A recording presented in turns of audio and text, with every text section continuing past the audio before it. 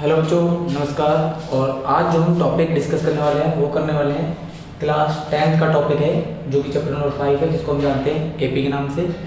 आज जो हम टॉपिक डिस्कस करने वाले हैं मतलब हम 3 क्वेश्चन डिस्कस करेंगे, और वो 3 क्वेश्चन आपके सीबीएसई के अकॉर्डिंग मोस्ट इम्पोर्टेंट क्वेश्चन है और एनसीईआरटी में नहीं है।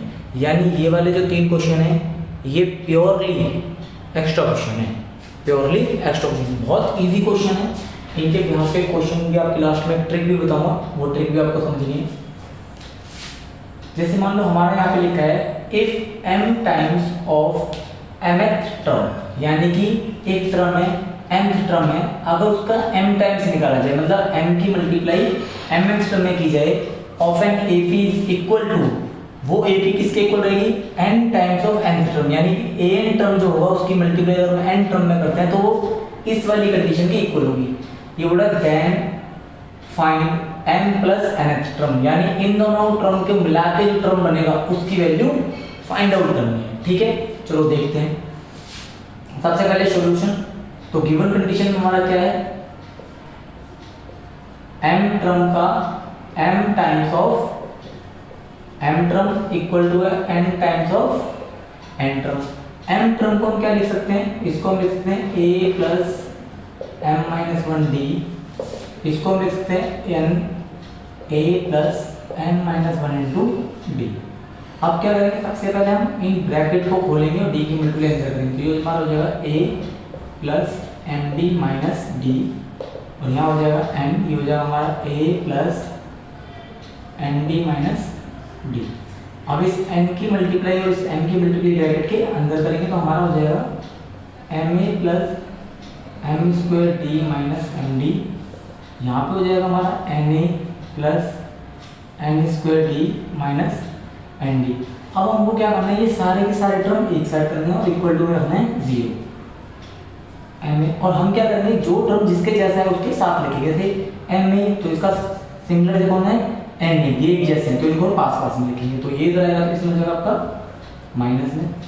फिर आपका m स्क्वायर d इसके जैसा ये है, यानी माइनस का n स्क्वायर d माइनस का md, और ये इधर आके हो जाएगा प्लस का nd, इक्वल टू बच्चा आपका 0। कितना बचता है 0। अब क्या करेंगे, इन दोनों में से कॉमन क्या है हमारा a, तो यहाँ रहेगा हमारा m माइनस n, यहाँ से d अगर कॉमन लेते तो हमारा बचता है m square minus n square, और यहाँ से अगर d कॉमन लेते हैं, इन दोनों में से d आ गया, इन दोनों में से d कॉमन आ जाएगा तो हमारा बचेगा m minus n equal to 0।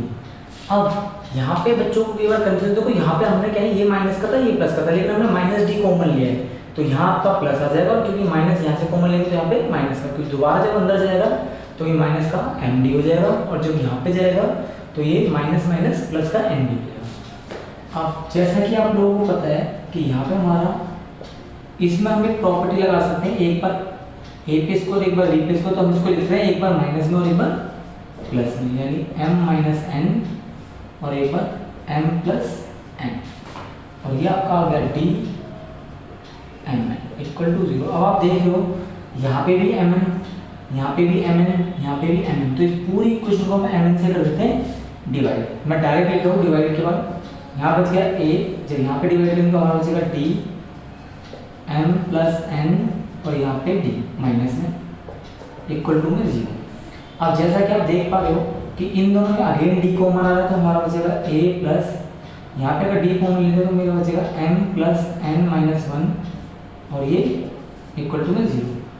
अब अगर आप ध्यान से देखोगे कि ये वाली जो ट्रिक है, अगर आप देखोगे हमारे पास एक फॉर्मूला होता है an का, क्या होता है वो a plus n minus 1 into D. अगर आप इसको ध्यान से देखोगे, जब यहाँ पे n होता है तो यहाँ पे लिखते हैं n माइनस 1, अगर यहाँ 4 होता है तो यहाँ लिखते हैं 4 माइनस 1, तो यहाँ पे मेरा क्या लिखा है mn माइनस 1, यानी मेरा कौन सा टर्म हो गया ये, तो ये मेरा आ गया a m plus n h term equal to 0, यानी कि मेरे mn टर्म की वैल्यू कितनी आ गई 0 हो गई। ठीक है, अब आती है इसकी शॉर्ट ट्रिक। अब क्या आती है इसकी शॉर्ट ट्रिक, बहुत इजी है। कभी भी आपको ऐसा है, जैसे मान लो सपोज करो यहाँ पे m टाइम्स देगा 9 टाइम्स दे दे, यानी कि 9 times of 9th term equal to में आपको दे दे मान लो 7 time of 7 time of 7 term. ध्यान रखना एक चीज, 9 times of 9 term, 7 time of 7 term. और वो आपसे क्या पूछेगा, वो आपसे पूछेगा इन दोनों टर्मों को मिला के जो टर्म बनना है। तो 9 और 7 कितना हो गया, 16th टर्म। इसकी वैल्यू पूछेगा तो बच्चों इसकी वैल्यू कुछ नहीं रखनी, 0 होगी हमेशा। ठीक है, आप चाहते हैं सॉल्व कर सकते हो इस तरह से, आंसर आपका ये है। एक और क्वेश्चन देखते हैं। सपोज करो उसने आपको बोला 50 times of 50 term equal to 51 times of 51 terms. तो अब आपसे क्या पूछ सकते हैं, बिल्कुल मैंने क्या बोला, दोनों टर्मों को मिलाकर जो टर्म बन रहा हो। तो यहाँ पे दोनों टर्मों को मिलाकर क्या बन रहा है, 101, यानी कि 101 बार टर्म की वैल्यू क्या होगी, तो कितनी होगी, 0। मैंने आपको शॉर्टकट बता दिया। 1 मार्क्स में अगर पूछा जाए तो ये करना है, क्योंकि सॉल्यूशन हमने ये सीख ही लिया है। इसी के साथ आपका ये आंसर यहाँ पे कंप्लीट हो गया और ये आपको होगी शॉर्ट ट्रिक 2। ठीक है बच्चों, ध्यान रहेगा आपको। ये क्वेश्चन वीडियो पॉज कीजिए और क्वेश्चन नोट कीजिए, फिर करते हैं अगला क्वेश्चन।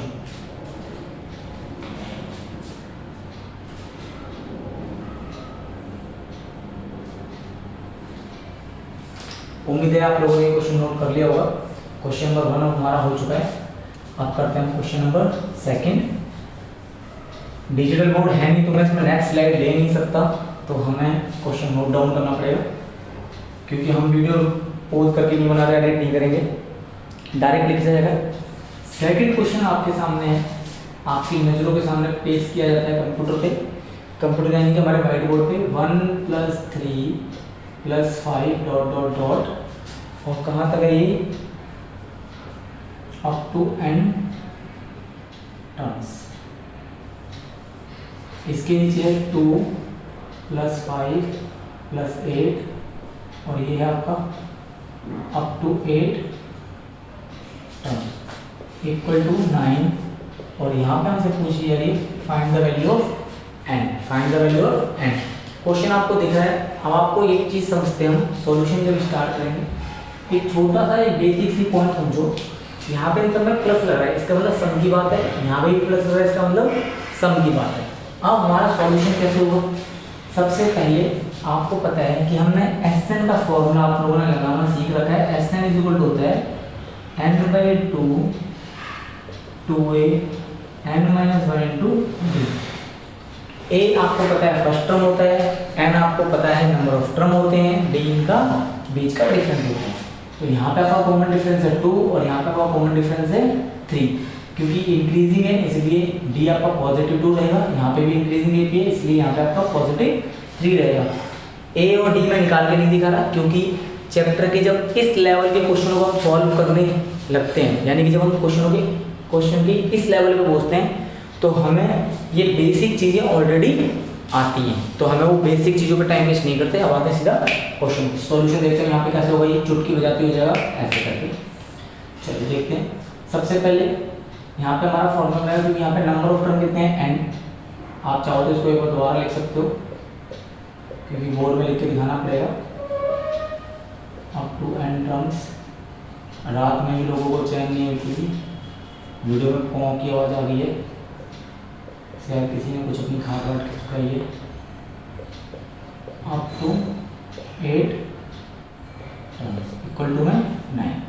अब अगर आप ध्यान से देखो तो ये मेरा हो जाएगा n/2, क्योंकि मेरे पास n टर्म्स है, n/2 2a यानी 2 × 1 प्लस n - 1 × d। d की वैल्यू कितनी आ जाएगी 2 अपॉन में मेरा एक और महान इसके आ गई 8/2 2 × 2 फिर 8 - 1 × 3 इक्वल टू में 9। 2 से 2 कट गया, यहाँ पे रह गया आपका n, अंदर आपका रह गया 2 प्लस इसकी मल्टीप्लाई करेंगे तो 2n - 2।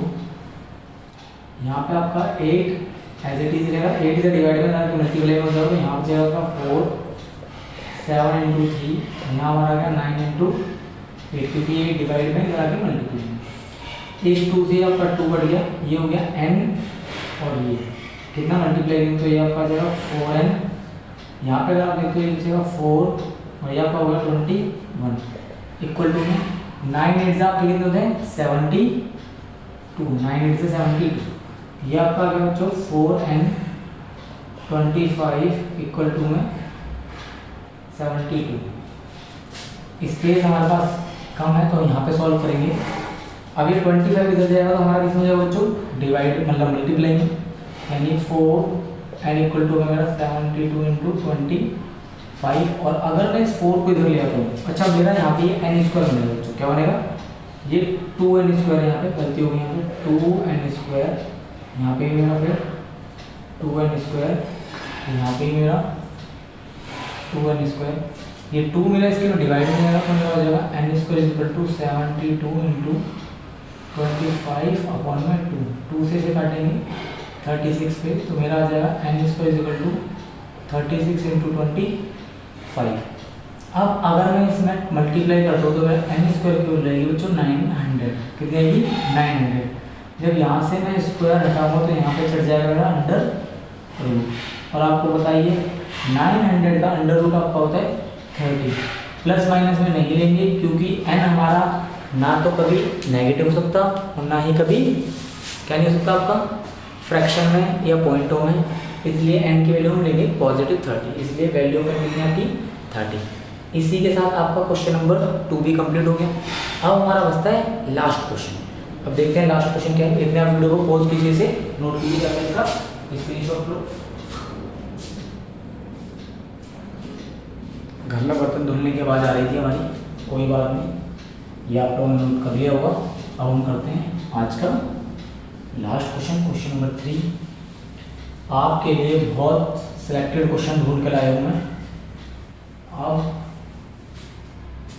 इन सब का जो सबसे इम्पोर्टेंट क्वेश्चन है वो है आज का ये वाला, मोस्ट इम्पोर्टेंट क्वेश्चन नंबर 3। इसमें आपका लिखा हुआ है विच टर्म